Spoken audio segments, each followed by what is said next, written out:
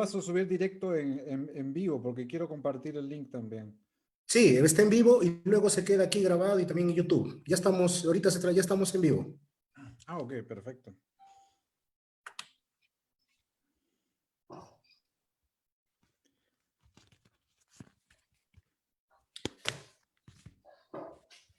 Maestro, ¿qué tal? Buenas noches. Gracias por su tiempo, por su atención y por aceptar compartir este ciclo de charlas hablando de guitarras que abarca muchos temas, desde la De nada, Mel, lutería, encantado.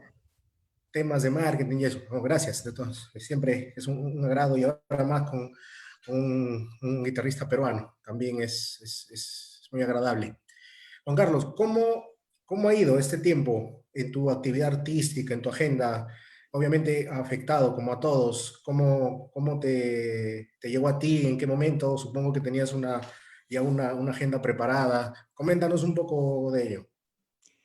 A mí me llegó en un momento, digamos, duro porque yo terminaba de grabar un CD, terminaba de grabar mi nuevo CD y yo ya había estado, digamos, hasta cierto punto yo mismo en cuarentena practicando bastante. Y justo cuando termino de grabar y digo, bueno, ahora vamos a soltar un poco la cosa y a focalizarnos en conseguir los conciertos para la presentación de CD, etcétera, viene la cuestión de la cuarentena y ahí nos agarramos, pues, ¿no? No ha sido fácil, pero bueno, ya lo peor ya pasó. Obviamente se cancelaron bastantes cosas, una gira a México, bastantes conciertos que tenía por acá. Y, bueno, pero a seguir trabajando. A ver qué se puede hacer. Es la pregunta que hasta ahorita estoy tratando de resolver. ¿Qué podemos hacer de una manera bien? Sí, como así este tema, esta pandemia nos ha cogido pues prácticamente de un día para otro y se ha cancelado todo, ¿no? Todas las actividades que como artistas teníamos, ¿no? Ya sea independientemente de la rama que uno maneje. Y hay que replantearse las cosas, ¿no? Incluso cuando esto poco a poco vaya volviendo a la normalidad, también vamos a tener nuevos retos a los cuales enfrentarnos, ¿no? Y bueno, ver de qué manera seguir con el trabajo, en este Yo caso creo, artístico. yo creo que eso es lo más duro para nosotros los artistas, porque que nos encanta, amamos nuestro trabajo y queremos hasta cierto punto seguir haciéndolo de la misma manera que lo conocemos. Y eso es ahorita lo que me da vueltas en la cabeza, la verdad. Ver, ver hasta qué punto se puede seguir haciendo nuestro trabajo de la misma manera que hemos estado acostumbrados a hacer, porque está ya escrito en la historia que a veces llega momentos donde todo cambia, hay una revolución y muchas cosas dejan de ser como son. Y eso es lo que estoy ahorita tratando de ver hasta qué punto vamos a poder seguir haciendo el trabajo como lo conocemos y hasta qué punto vamos a tener que adaptarnos a las nuevas opciones que hasta cierto punto por defecto ya estamos haciendo, ¿no? Como son las clases online, conciertos online y todas esas cosas, ¿no? Hasta qué punto podemos mezclar las dos cosas y hasta qué punto debemos seguir, digamos, intentando hacer lo que siempre hicimos, ¿no? Eso es lo, digamos, mi tema actual. Sí, la verdad que es un cambio fuerte en realidad. Si bien es cierto, ya nos enfrentábamos a ciertos cambios en nuestra carrera, ¿no? Artística, ¿no? Por ejemplo, el gran pase del CD a las plataformas. Ya no es tan rentable tener el CD en físico, Mm, ¿no? Ahora, incluso en las tiendas, ¿no? En las tiendas especializadas de guitarra, por ejemplo, ya es difícil que reciban el material discográfico porque simplemente no se consume, ¿no? no, claro. Ahora el material discográfico se ha hecho exclusivo de los conciertos del artista, ya no hay otra manera de moverlo, ¿no? Y obviamente, claro, para gente un sector muy pequeño que consume este tipo de música, no es un sector selecto que consume el CD, ¿no? O tiene se podría decir, esa ilusión de tener una colección completa de un artista, pero ahora todo es plataformas. Entonces, ya nos enfrentábamos a ciertos cambios y que ahora posiblemente nos vamos a enfrentar a cambios más drásticos, ¿no? Así Claro. que hay que Ese ver es, qué nos toca. ese ejemplo que das es el ejemplo perfecto. O sea, el cambio del CD a la plataforma y bueno, anteriormente del cassette al CD y etcétera, etcétera. es un gran ejemplo, ¿no? O sea, está claro que el CD ahorita es una cosa para el concierto del artista, es una cuestión de presentación. Y hasta cierto punto, como yo digo, el CD más que nada se va a seguir manteniendo desde mi punto de vista, ¿no? Más que nada como una especie de souvenir del concierto, ¿no? De poder llevarte algo del sitio donde estuviste, ¿no? Más que lo que era anteriormente de realmente poder compartir la grabación y difundir y etcétera, y vender por todos lados eso. Eso ya pasó. Al que quiere escuchar por otros sitios, pues se conecta online y es diferente cuando hay un CD, que el CD sí recuerda el concierto, recuerda al artista, recuerda lo que se hizo y para eso está hecho, ¿no? Y eso es lo que ahorita creo a lo que nos estamos enfrentando todos, ¿no? Sí, sí, ese cambio fue duro y bueno, si bien es cierto, ha sido hace pocos años, creo que entre el 18 y ahora que estamos en el 20 ha sido más brusco, ¿no? Recuerdo en el 2018 que estuve por Europa, dejé mis discos y en algunas tiendas y bueno, los recibieron, ¿no? Este año ya no, este año, ¿sabes qué? Tus discos, bueno, gracias, pero no salen, o sea, y no solamente los míos, ¿no? Incluso los discos que yo había visto de otros artistas, incluso artistas de nombre, siguen en vitrina, ¿no? Siguen en la No, vitrina. claro. Ya se complica, ¿no? Pero bueno, son cambios que hay, que tenemos y que vamos a tener que saber, que aprender a afrontar, ¿no? Y más aún en nuestra carrera, y que estamos acostumbrados pues a las giras, a enfrentarnos a un público.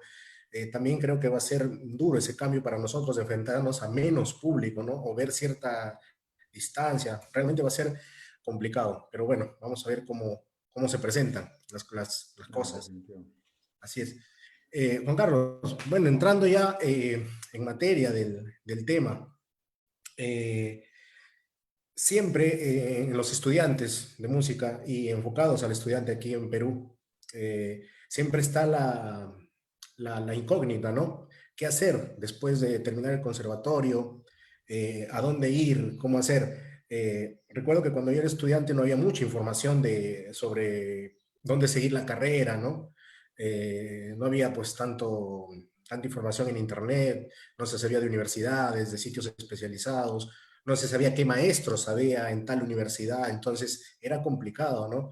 Teníamos, bueno, referencias de los guitarristas de hace algunos años como el maestro Caballero, el maestro Mayhuire, que sabíamos que estaban en Europa, pero no sabíamos realmente cómo es que se fueron y lograron establecerse allá.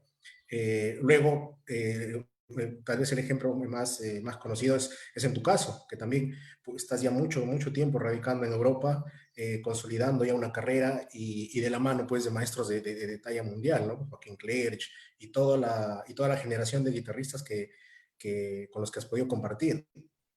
Y bueno, si bien es cierto, ahora hay más información a la que los jóvenes que están formándose tienen acceso, es diferente la vivencia de, de esa experiencia, ¿no? Eh, Coméntanos, ¿cómo fue la idea de irte a Europa? ¿Cómo inició todo? ¿A dónde llegaste primero? Y para iniciar por ahí. Tú has dicho algo muy cierto y algo que creo que cualquier persona que ha pasado por Europa a estudiar lo puede decir, que el solo hecho de venir a Europa no te hace tocar mejor. O sea, son muchos factores que influyen y sobre todo yo diría lo más pregnante es la experiencia de vida, ¿no? Lo que uno aprende acá, más, más de vida que musical. En mi caso personal, yo llegué a Detmold, a la Escuela de Música de Detmold, donde pasaron muchos peruanos también en los 80s, 90s, y hasta ahorita sigue viviendo mi tío ahí, eso es una de las razones por las cuales llegué a Detmold. Y digamos que en mi caso yo me fui a la mala, ¿no? Soy un mal ejemplo por ese lado, agarré y tomé mis cosas, mi mamá que me apoyó un poco, y me vine, y ya está. Y, y digamos que eso fue lo que, ahí voy a lo de experiencia de vida, ¿no? O sea, que de volver a iniciar de cero, yo de estar de profesor en la UPC, en campus y tocar en varios sitios en Lima, pasar a ser de nuevo, a comenzar desde abajo, a tocar hasta en la calle, ¿no? Para poder sobrevivir y aprender. esas son vivencias que quedan marcadas, ¿no? Una vez que pude ingresar a la escuela de Detmold, y bueno, también aprender el idioma, obviamente, que no es que yo me Nada vine fácil. también diciendo hola, ¿qué tal? Y ya está, pues, ¿no? Y de ahí soltarte, meterte al agua fría y habla, ¿no? Entiende. Yo me acuerdo las primeras clases, no entendía nada. Solo las cosas de entrenamiento auditivo las sacaba por lógica, ¿no? Pero yo veía que todo el mundo agachaba la cabeza y dije, ah, ya, bueno, ya, ya va a venir un dictado. Y me tocaba, pues, entender de qué se trataba el dictado por lógica, ¿no? Porque ya había estudiado música y sabía más o menos qué se trataba el asunto. Pero esas son las cosas que realmente te sacan adelante. O sea, paralelamente a todo el ambiente musical que está acá, constantemente en movimiento, que esa es, digamos, una de las ventajas de estar acá en Europa.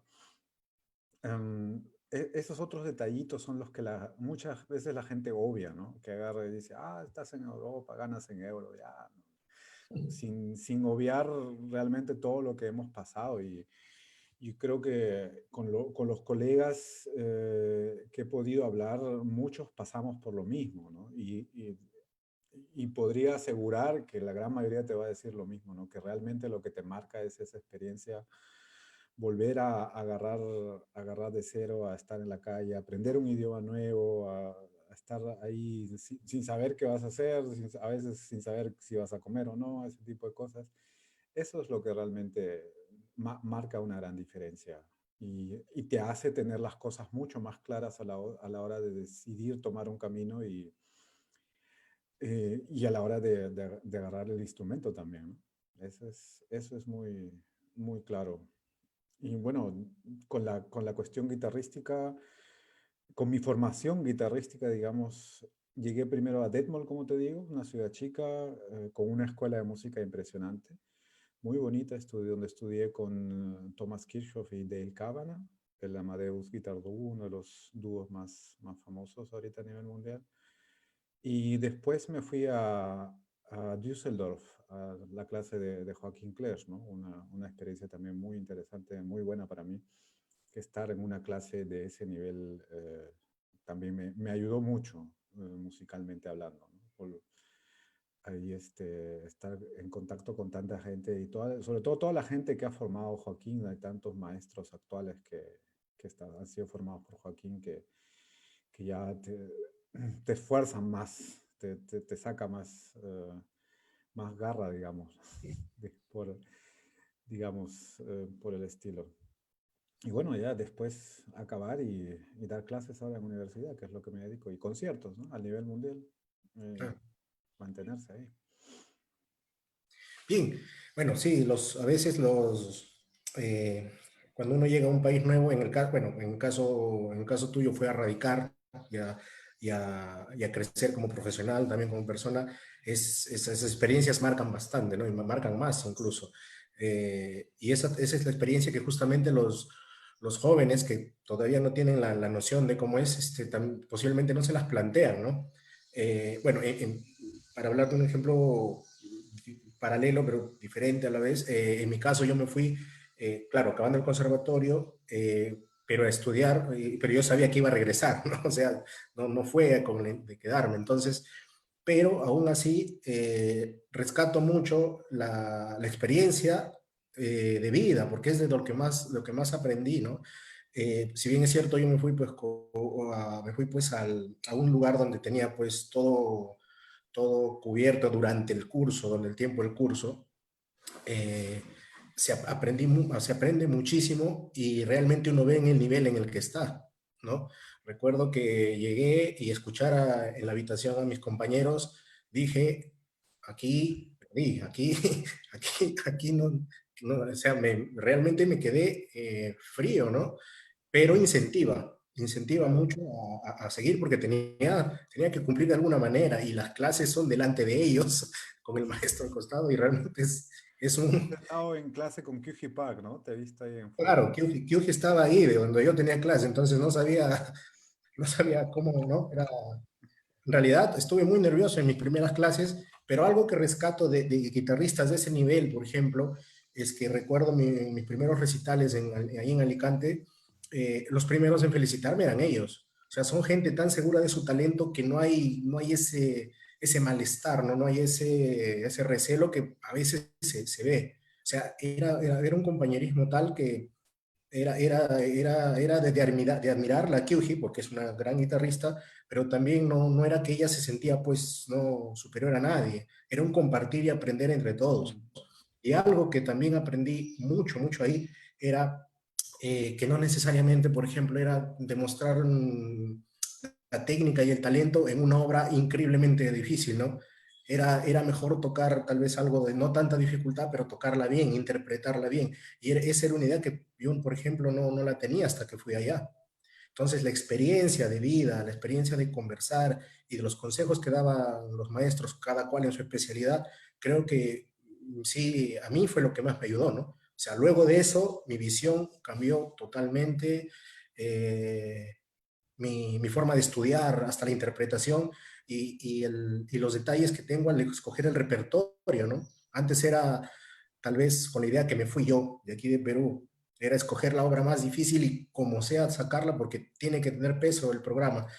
Y cuando regresé vine con otra idea, ¿no? Con la idea correcta, por así decirlo. O sea, escoger un repertorio que voy a interpretar bien, que me va a salir bien, que me sienta cómodo con ese repertorio y me fue muy bien realmente, ¿no? ¿Por qué? Porque interpreto obras con las cuales yo me siento cómodo, ¿no? Y eso también los inculco a mis alumnos. Y otra cosa que has dicho que es totalmente cierta, el irte a Europa no te va a hacer tocar mejor, obviamente, o sea, no es que te asegura eso, pero el aprendizaje te enriquece muchísimo y es un proceso. Creo que yo apliqué lo aprendido que en un año después de haber regresado, ¿no? Es asimilar esa información. Pero sí, realmente Europa también me abrió la visión a muchas cosas, ¿no? O sea, primero a situarme realmente de en qué nivel estoy, en qué nivel está uno y saber por dónde manejarme, ¿no? Y con qué línea. Y ahí iría también una pregunta que te quiero hacer. O sea, de alumno, por ejemplo, egresado de aquí, del conservatorio, por ejemplo, ¿qué opciones tiene? ¿Qué línea puede seguir pensando en Europa? En tu caso, pensando en fuiste. Europa específicamente. Sí, pensando en Europa específicamente. Porque obviamente ahí entran muchos factores, ya sea el idioma, también con quién quieres estudiar, ¿no? El curso de Joaquín Clerc es famosísimo, muy, muy, muy solicitado, entonces, y no cualquiera tiene acceso. Pero, ¿qué opciones tendría, desde tu punto de vista ya establecido allá, un alumno recién egresado? ¿O qué pautas debería tomar para saber a dónde encaminarse? Hablando de Europa. Mm, lo que yo le digo a las veces que he estado en Perú y les digo a mis alumnos acá que también, que primero, es una pregunta, claro, muy complicada, pero que desde el inicio vayan pensando más o menos por dónde quieren desarrollarse. Porque esa mentalidad que tiene mucha gente de que sí, todos queremos tocar, o sea, yo ya he descubierto que no es cierto. O sea, yo me acuerdo mucho por influencia de mi profesor Thomas Kirchhoff, estuve tocando, bueno, sigo tocando regular y también lo tenía desde el estudio. Y me acuerdo que muchos compañeros míos me decían, oye, pero ¿qué? ¿Cómo haces? Que no sé qué, me gustaría hacer esto, ¿no?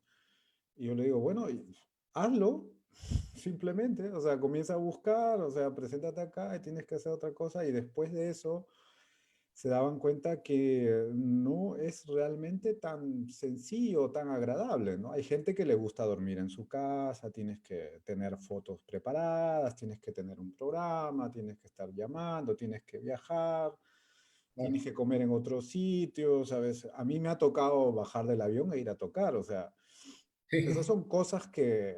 Ayer he dado un recital a las 3 de la mañana, o sea, son ese tipo de cosas que la gente no ve y siempre en mente está pensando, ah, sí, yo quiero tocar, pero el tocar, y eso fue una experiencia que me marcó de mi profesor, me acuerdo que yo tenía clase con él a las 8 de la mañana y como buen estudiante de guitarra, pues 8 de la mañana es una hora pues terrible, ¿no? Yo llegué, un poco cansado, todo, ¿no? Y, sin calentar, sin nada. Llego, toco y toco mal. Y mi profesor me dice, oye, yo acabo de llegar de China a las 4, ¿no? Me llevo a mi casa, me he cambiado, me he venido para acá y tú me dices que estás cansado. Ahí, o sea, a ese nivel ya comienzas a ver las cosas de otro punto de vista, ¿no? Claro.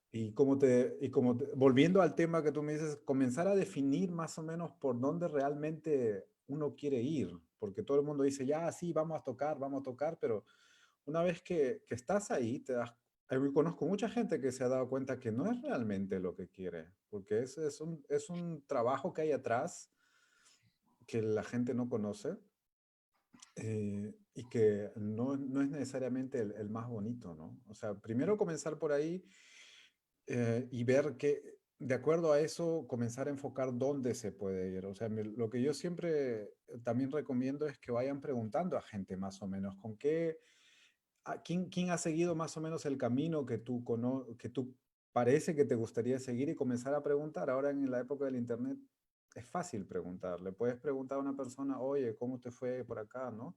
Y dependiendo de eso, ver las diversas posibilidades. Uno ya conoce, gracias al internet, qué profesores hay, dónde, y se puede hacer una imagen de la persona, conocer gente de su clase vía internet y saber cómo más o menos va a ser la interacción con esa persona, ¿no? Porque si vas a tener un maestro que te va a enseñar unos cuantos años persona a persona, es mejor que te lleves bien con él. Ujú. Y eso sería el punto base. De ahí, obviamente, ya las posibilidades son, si no miles, cientos, ¿no? Cientos de Claro. posibilidades. O sea, todos los conservatorios europeos, ya sea España, Francia, Alemania, Italia, no sé, Noruega, Finlandia, etcétera. En todos lados hay muchas opciones, pero lo más importante sería más o menos saber con quién, el perfil más o menos que uno quiere seguir, si es más de, no sé, de concierto artístico, si es de concurso, si es de Claro. pedagogía o algún tipo de especialidad, no sé, música antigua, música romántica, etcétera, para la cual más o menos uno pueda ya irse enfocando y decir, bueno, más o menos me voy a ir por allá, ¿no? Cosa que en mi época no, no era tan fácil, ¿no? Tú más o menos sabías dónde había un profesor y bueno, te ibas ahí y intentabas y si podías entrar a la clase, perfecto, si no, no. O sea, y tenemos la ventaja que por el mismo internet que ya la gente ya sabe, como te digo, cómo va a tocar o cómo están tocando los alumnos y ya de acuerdo a eso agarrar y decir, bueno, para acá, para allá. Y de ahí, bueno, como tú bien sabes también, el proceso de irse creo que es el proceso más trillado, ¿no? Ver la cantidad de dinero, la cuestión de la visa y esas cosas, ¿no? Que bueno, es parte de, Sí, sí. ¿no? No queda otra. Si uno quiere venir para acá, pues tienes que pasar por todas esas cosas, ¿no? Sí, en realidad el proceso que toma, pues, ¿no? Lo formal para poder irse es bien complicado. Bueno, ahora ya para Europa, si es que se va un corto tiempo, no es necesario, pero claro, yo para irme a estudiar tuve que sacar visa y Claro. realmente ir a la embajada, ir al consulado, era aquí en Lima, bueno, aquí había que seguir todo a la regla, ¿no? Al documento, incluso, incluso el trato que se tiene con las personas en la embajada es un poco especial, ¿no? Entonces Claro. hay que, hay que hacerlo, no queda otra, ¿no? Mm, Y bueno, sí, ahora hay mucha información, o sea, ahora ya no es tan difícil saber quién es, qué maestro enseña en tal escuela, qué línea sigue este maestro, ¿no? Saber si tal vez maneja varios idiomas, ¿no? Recuerdo que en mi caso, bueno, ahora el inglés es totalmente necesario en todo sitio, ¿no? En todos los cursos, o sea, no se puede, no se puede ir así sea a España, irse sin el inglés, ¿no? Personalmente padecí mucho por eso en España mismo, ¿no? Entonces vi la necesidad de que el inglés es totalmente básico. Eh, y sí, sí es cierto, o sea, se sabe ahora a dónde enseña cada maestro y si es que uno tiene la idea de seguir esa línea, pues tratar de comunicarse, ¿no? Con gente que haya estudiado ahí, que haya tenido acercamiento con ese tipo de enseñanza. En mi caso también fue una meta directa porque aparte que no vi más opciones, en mi caso fue terminar el conservatorio y hacer una maestría. ¿Dónde? No sé. Y justo apareció el máster de Alicante que recién se estaba dando, su cuarto año, y no había otra opción. O sea, no, no es que encontré otra, ¿no? Entonces me enfoqué en una buscando ayudas se pudo hacer. Entonces, ahora hay más acceso, eso es cierto, ¿no? Y bueno, ver qué línea sigue, lo cual también me di cuenta, por ejemplo, eh, que a mí, por ejemplo, me gusta dar conciertos, mostrar mi trabajo, eh, ya sea de música peruana o ya sea música clásica, que en este caso a veces con nuevos proyectos, pero por ejemplo yo vivo de la docencia, entonces también es algo que me gusta, ¿no? Me gusta y sé más o menos cómo canalizar eso, ¿no? Y eso también son cosas que uno va aprendiendo. La línea de los concursos también es otra plataforma que permite llegar a distintos sitios. Entonces, es verdad que ahora hay mucha más información y para que los alumnos puedan saber más o menos a qué apuntar y acceder, ¿no? La ilusión, pues, de todos los estudiantes es dar conciertos y giras y realmente es pesado. O sea, sin ser, no sé, alguien que da conciertos todo el año, he dado giras de 28 días y era llegar con el cambio de hora, bajar del avión en París y tocar, todo agujeroso. Claro, sí, Y sí. es bien pesado en realidad, y eso que era pues un espacio para 60 personas, 70, ¿no? Y siendo alguien que se las está buscando por su cuenta, ¿no? Entonces, imaginemos que también la gente que tiene nombre y que tiene esto muy seguido, realmente es un ritmo pesado, pesado de Claro, seguir. sí. Y Eso bueno, yo es lo, parte de también. yo digo por estadística, no puede ser que digamos de una clase de 20 alumnos todos quieren tener ese ritmo de vida, o sea, es una mala información que hay para los alumnos, ¿no? Que solamente ven una punta del iceberg y se obvian todo lo que hay atrás. Yo creo que detrás de eso hay muchas otras opciones que los alumnos obvian, ¿no? O sea, sin más allá de la parte de la docencia que es clásica, pero hay otras muchas posibilidades que se pueden explotar ahí. Y resumiendo todo en un par de palabras, hay una frase que yo siempre, o unas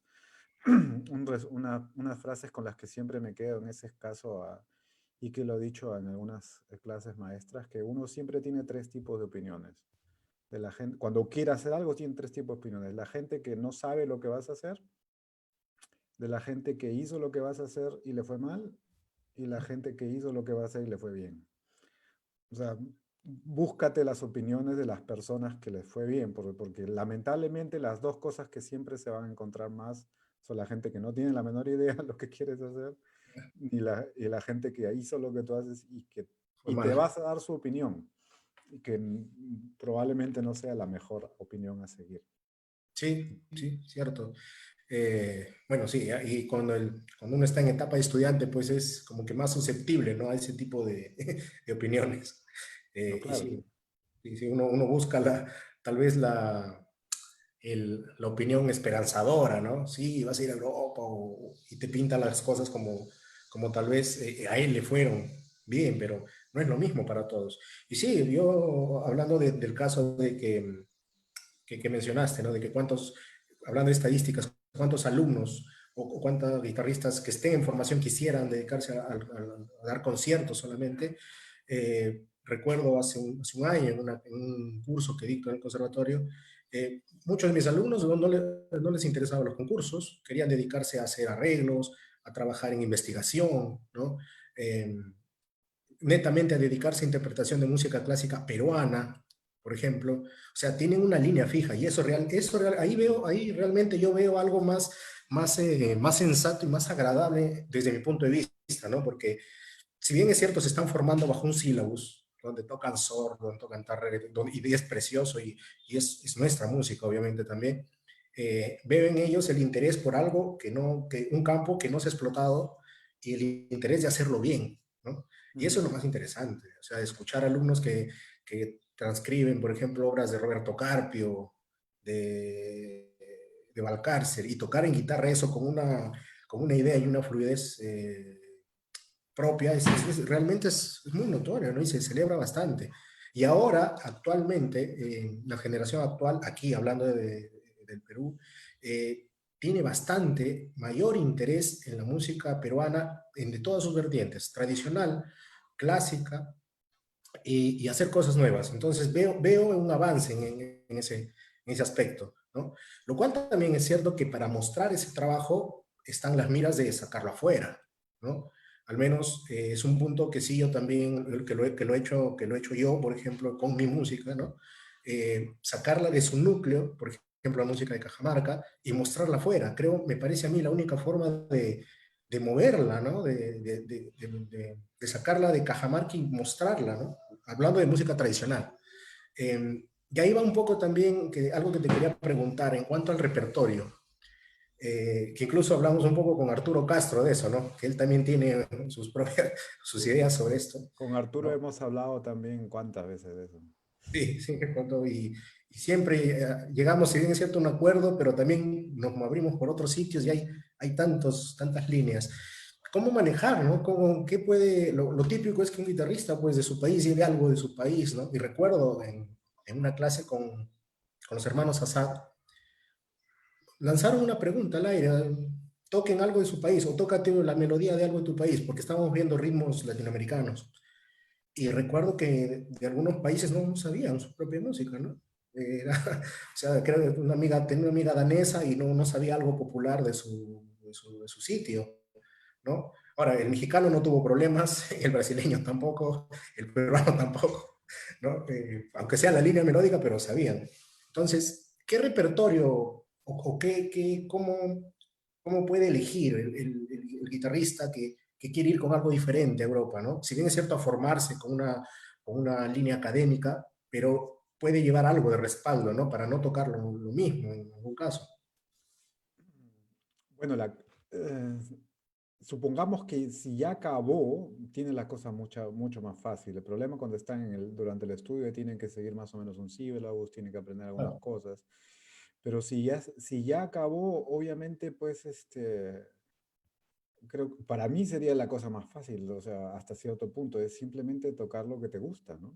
O sea, comenzando por ahí porque es digamos, con lo que tú realmente puedes tenerte en pie y decir, Este soy yo", ¿no? La gente se va a dar cuenta que tú eres auténtico tocando eso y va a llegar mejor a las personas. O sea, ya yendo del punto de vista, digamos, de estudiante, que, bueno, hasta cierto punto ser embajador de tu país, claro, tener un par de piezas de tu propio país, seas peruano o de donde sea, em, yo las veo como importante a la hora, sobre todo a la hora de viajar al extranjero, ¿no? Poder representar algo de tu país.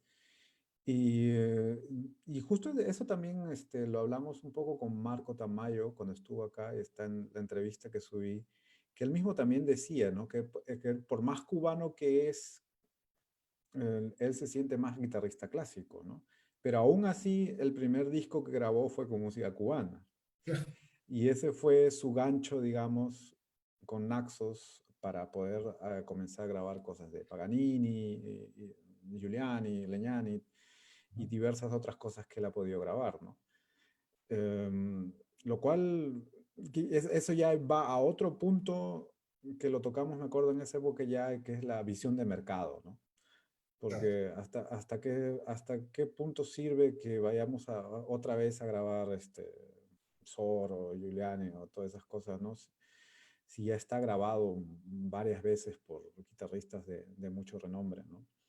Ahí yo creo que ese es el punto más hay que ver, ¿no? ¿Qué es lo que tú puedes representar musicalmente hablando y decir, bueno, este soy yo, le guste o no le guste, aquí está, no hay nada que hacer, y ya está. O sea, creo que eso es tal vez después de estar tantos años en la academia, tal vez lo más difícil de hacer, ¿no? O sea, porque en el colegio ya uno pierde eso porque hasta cierto punto tienes que adecuarte a ciertos parámetros y después si uno pasa por una academia musical, en este caso, también tiene que adecuarse a ciertos parámetros, ¿no? Dependiendo del maestro que te toque, te va a meter más o te va a meter menos. Y llega un momento en que dices, y bueno, ¿y yo quién soy, no? sea, tiene, tienes que volver a retomar esa onda. Y en mi caso personal, o sea, a mí me costó un poco de trabajo mental poder grabar un video de una marinera y bailarla. O sea, pero hasta cierto punto es simplemente, oye, mi familia es del norte, la marinera es una danza que nunca aprendí, pero que siempre me gustó. Y digo, vamos a bailarla. Y si alguien me dice, nada, pues eso yo, mi familia, ¿cuál es el problema? O sea, no tengo nada que decir, nada que ocultar y ahí está. O sea, es una cuestión muy personal y es lo único que uno realmente con el tiempo puede agarrar y decir, eso es mi trabajo. Y lo único que puede defender es realmente el corazón que uno le pone atrás, ¿no? O sea, todo lo que uno hace así, digamos, por intentar caerle bien a alguien o, no sé, diga, por dinero o lo que quieras, puede funcionar tal vez algún tiempo, pero tarde o temprano se termina cayendo, ¿no? Y creo que sí podemos tomar muchas bandas de rock para poder ir allá a un tema más popular, ¿no? O sea, las bandas que se unieron por corazón se han mantenido no sé cuántos años, los Rolling Stones, cuántos años llevan tocando, por dar un ejemplo, ¿no? Y las otras banditas que claramente se juntaron por dinero, pues duran 5 años Claro, de ahí se van, ¿no? O sea, en el caso del guitarrista clásico, bueno, el guitarrista en general, o sea, siempre va a estar ahí mientras te esté tocando guitarra. Y como le decía a otros alumnos, me acuerdo que en una conversación que tuvimos hace unos meses, que acuérdense que esto que estamos haciendo ahorita, en el caso de los alumnos lo van a tener que hacer por 40 años más. Más vale que le guste, claro. porque si no le gusta, está complicada la cosa. Que, y aún así, es muy probable que hayan cambios ahí. ¿Cuántas veces hemos escuchado artistas que en algún momento dejan de tocar o hacen otra cosa, cualquier cosa, ¿no? Porque te metes tanto en una sola cosa y estás dándole, es pesado también, ¿no? Es parte también, pero es parte del trabajo. O sea, tocar guitarra en nuestro caso es un trabajo y a veces que nos toca tocar así cuando no nos guste. Tenemos que hasta cierto punto verlo así, tomar la disciplina y mantener y tratar de juntarla en este caso lo mayor posible con cosas que nos encanten, ¿no? Música que nos encanten, que nos hagan perder la noción del tiempo y podamos disfrutarla cada rato, ¿no? Sí, creo que es la mejor manera de llevar, ¿no? Como tenemos tanto, tantos años y seguimos aprendiendo en el camino, creo que seguir una sola línea, que si bien es cierto nos identifica, tampoco nos encasilla como que hacer siempre ello, ¿no? Es- hay muchas líneas, por ejemplo, en el caso de la música peruana, y que ahora hay muchas tendencias de guitarristas a no rescatar, si bien es cierto es música que ya se conocía, por ejemplo, las obras de Pedro Jiménez, ahora hay interés pues de conocer a otros, Máximo Puente Arnau, eh, el maestro Mal, que incluso estaba rescatando mucho las obras de Máximo Puente Arnau. Y en el caso de alumnos míos, me presentaron transcripciones de obras de Alfonso da Silva, de, de Dunker Lavalle, por ejemplo, que yo las he escuchado en piano, ¿no? Y realmente escucharlas en guitarra es interesante, ¿no? Recordemos que algunas tienen, pues, corte popular, son valses o algunos cantos, ¿no? Y es muy interesante ver esa línea, ¿no? En mi caso, bueno, me he movido mucho por lo tradicional y bueno, y en esa búsqueda llegué pues a ver la opción de tocar música barroca, ¿no? En guitarra peruana, ¿no? Y bueno, vi lo de Compañón, que es nuestra música, tal vez la única que tiene realmente mestiza, ¿no? Ujú. Recordemos que si bien es cierto, pues tenemos Matías Maestro, los trabajos de Checopar también, son música, pero todas son de corte europeo, compuestas en el Perú, obviamente. Pero claro, en el Códice de Trujillo del Perú encontramos realmente un tesoro, ¿no? Una música que está en castellano, en quechua, en mochil, un idioma perdido, y Mm. poder analizarlo es muy, muy bonito. Si bien es cierto, bueno, este trabajo ha sido muy, muy grabado, muy, muy trabajado, ¿no? Pero realmente escucharlo en otro formato es una música realmente muy, muy interesante. Sí, Entonces, vamos enriqueciendo, ¿no? Poco a poco nuestro repertorio como peruanos. Y sí, es verdad, o sea, nadie nos puede impedir grabar algo de Tárrega, nadie nos puede impedir maravillarnos con la música de Turina, ¿no? Podemos y lo han hecho y se puede hacer con mucha fluidez, ¿no? Y tocar bien. Pero creo que, claro, eso podría complementar la formación, ¿no? Y presentar algo nuevo. Yo personalmente, hasta el video que vi de la marinera que subiste, nunca he visto un guitarrista bailar, por ejemplo. ¿No? O que se atreva a dejar la guitarra y bailar, y dejar la guitarra en el suelo. claro. Sí. Sí, lo mismo te digo, o sea, por el mismo hecho de ser guitarrista, sea guitarrista bailando, y yo, pero ¿qué te digo? Simplemente es una danza que me fascina y vamos, vamos. Mi familia viene de allá, yo de chiquillo siempre, o sea, cuando pasaba mis vacaciones en Trujillo, o sea, con mis primos era jugar al fútbol y las primas iban a bailar, marinera. O sea, eso era la típica. ¿No? Y si bien es cierto, nunca la aprendí, o sea, siempre la vi, la acepté y cuando estuve acá y en algún momento se dio la oportunidad de que había un grupo acá peruano que estaba bailando marinera y dije, bueno, vamos a bailar marinera, o sea, ¿por qué no? Encantado, por fin. Claro. Entender un poco que es un baile tan bonito, o sea, tradicional del Perú y que nada, pues, vamos. No, y hay algo que es cierto. Recuerdo cuando grabé mi primer disco de música peruana, yo era estudiante y me recuerdo que me escuchó el maestro García Zárate, ¿no? Para muchos amigos, guitarristas clásicos, mi sonido no era tan clásico, por así decirlo, ¿no? Pero para los guitarristas de música peruana, mi sonido era muy clásico en esa grabación, ¿no? Era como que, ¿no? Como que estaba en el medio de ambos, ¿no? Y Rolando Carrasco me dijo algo muy, muy interesante, ¿no? Escuchó las versiones de los Huaynos que yo había grabado y me preguntó si yo bailaba esos géneros. A ver, ¿tú has bailado Huayno Ayacuchano? ¿Has bailado Huayno Ancashino? No le digo. Bueno, deberías acercarte a la danza porque ahí vas a entender muchas cosas también, ¿no? De la rítmica, de cómo llevar eso. Y sí es cierto, o sea, no se puede desligar una interpretación, ya sea instrumental, de la danza. Recordemos que son danzas, sobre todo, ¿no? Y Claro. obviamente la letra es ya la creación, ¿no? Literaria, pero realmente cuando tocamos danzas hay que acercarnos, ¿no? A la base, ¿no? Y más aún en música tradicional, ¿no? Pero No, es que definitivamente. hay muchas cosas ahí que tomar en cuenta. Definitivamente. Tu primer Eh, disco, por cierto, lo escuché en casa de Oscar Zamora, 2004, 2005, me acuerdo. el mío, así.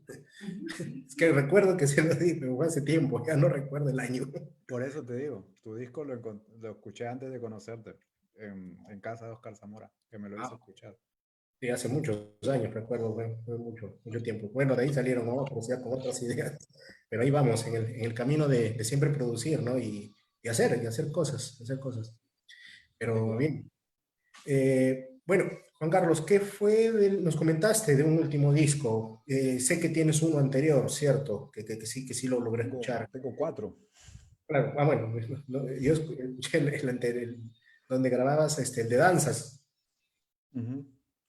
Tengo uno solista, dos de dúo y uno en cuarteto, Ah, ¿no? Y el nuevo que voy a sacar es de otro solista, ok. otro disco solista. El último que terminaste, el, El el- último el- que terminé es con flauta, dúo, ok. ¿no? Ese es el último que saqué, ya ha sido el 2018, salió final 2018, no me acuerdo.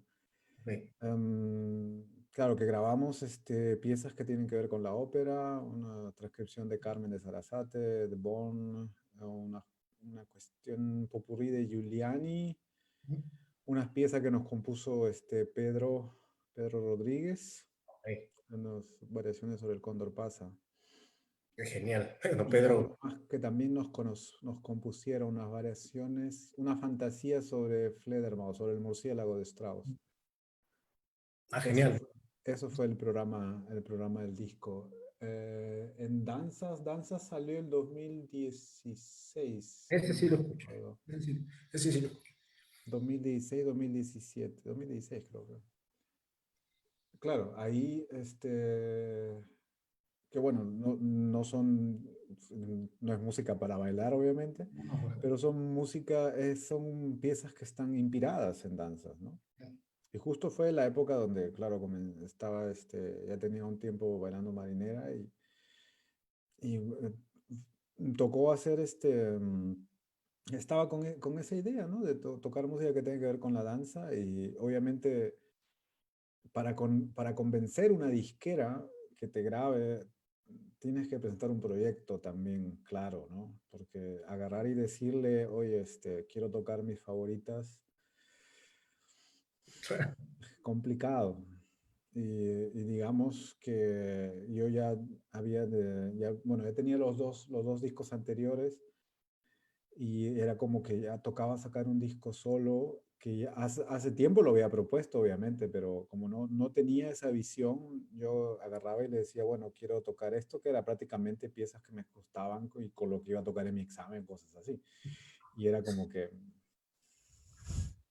Claro. si no se reían era porque, bueno, ¿no? Y ya una vez que fui entendiendo más o menos de qué se trataba el asunto, pude ir con un concepto y decirle, bueno, mire, tengo este concepto de danza, le pareció interesante y pude grabar ese disco, ¿no? Con todas estas piezas que tiene un par Villalobos también de tiene, estrenos. Villalobos no tiene. ¿no? Ten, no. Villalobos no hay ahí.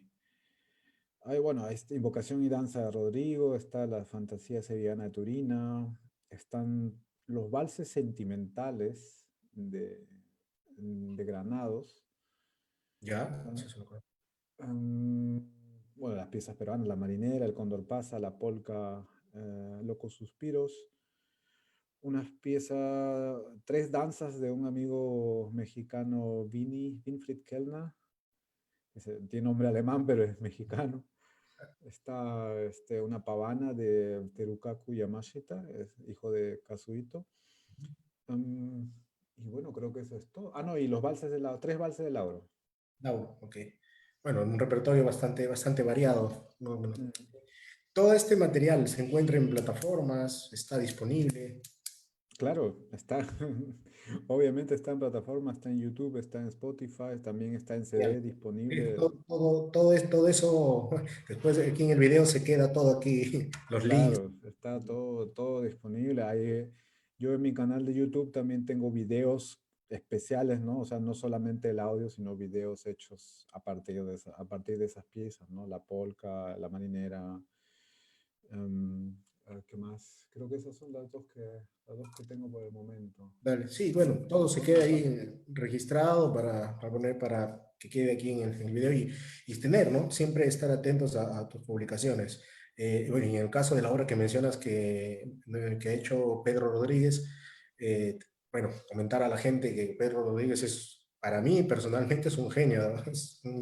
Es un tipo que como guitarrista es increíble, como arreglista, como compositor, es muy completo realmente, ¿no? No, Realmente claro, sí. Con uno de los Pedro tuve la suerte de compartir con él nuestros estudios en el conservatorio, de haber tocado juntos en esa época la camerata de guitarras grandes. y aprendí mucho con él. Aprendí Sí, mucho sí. tocando Yo, guitarras. yo no lo conocí personalmente, porque yo cuando recién empecé, vine de Cajamarca a estudiar, Pedro, bueno, ya dejó el conservatorio. Yo escuché de él por Temple Diablo y vi totalmente su calidad como arreglista, como compositor. He visto sus últimos trabajos y valora mucho la música de su tierra, ¿no? Pero la lleva pues a unos formatos Uy, sí. realmente grandes. Así que tenemos ahí a un grande, de verdad que sí. No, Eh, con Pedro incluso cuando estuve en Arequipa estuvimos tocando Sicuri, ahí en su Sí, grupo de Sicuri, sí, sí, con Pedro hemos vivido bastantes aventuras juntos. Y bueno, ahora esa pieza que nos compuso, que es un trabajote brutal, musicalmente hablando, técnicamente hablando también. O sea, la vez pasada que hablé con él, él me dijo que, que no lo podía tocar. Creo que se pasó de vueltas. Y yo le digo, para que veas el trabajo que me ha dado, porque tanto a mí como a la flautista nos sentamos a trabajar la pieza. Es probablemente la pieza más que más le hemos trabajado en el disco, ¿no? Porque es musicalmente muy, muy completa y técnicamente bastante exigente, ¿no? O sea, ahí le hemos dado duro y es un obrón, eso nada que hacer. No, Pero sí, sí, Pedro tiene una calidad saludos para el mister. increíble.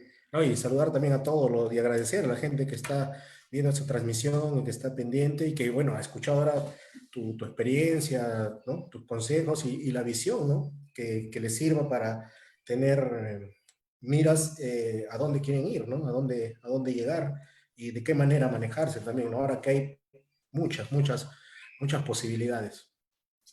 Sí, que busquen, o sea, si están buscando, la experiencia, mejor dicho, la experiencia de venir a Europa es única.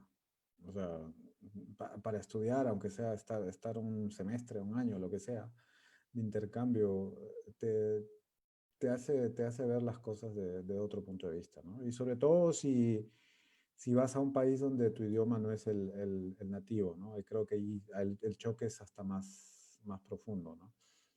Que solamente se la puedo recomendar a cualquier persona, que si tienen la oportunidad, aprovechenla, ¿no? Y vean la forma de ampliar los horizontes, ¿no? O sea, que de eso se trata el venir de viajar, ¿no?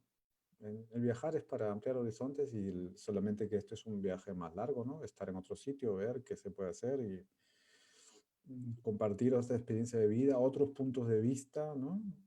Una de las cosas más importantes que he aprendido acá en Alemania, pues es la Sí, puntualidad y la disciplina, ¿no?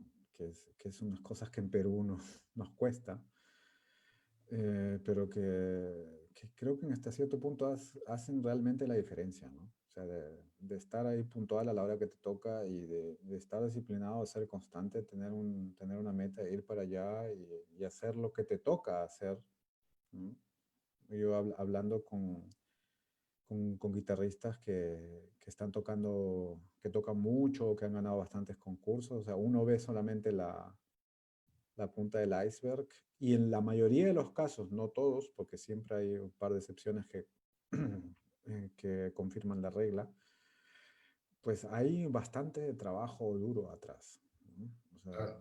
gente que ha estudiado bastante, que se ha focalizado bastante, que ha estado dándole ahí el instrumento, y que se ha estado 8 o 10 horas diarias estudiando. O sea, el trabajo duro no reemplaza a nadie, ¿no? O sea, No, y sí, el trabajo bien hecho más que el duro, ¿no?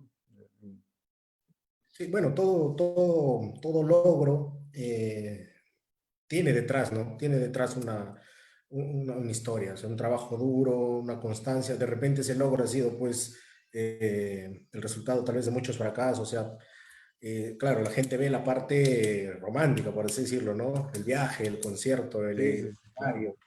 el escenario, el público aplaudiendo, pero detrás de eso hay Sí, sí, sí, eso mucho esfuerzo y es. trabajo, ¿no? Yo Y algo, lo vivo, lo sigo viviendo como artista, como organizador del festival, ¿no? Yo organizo el festival de guitarra acá en Dortmund y mucha gente dice, del que organiza el festival.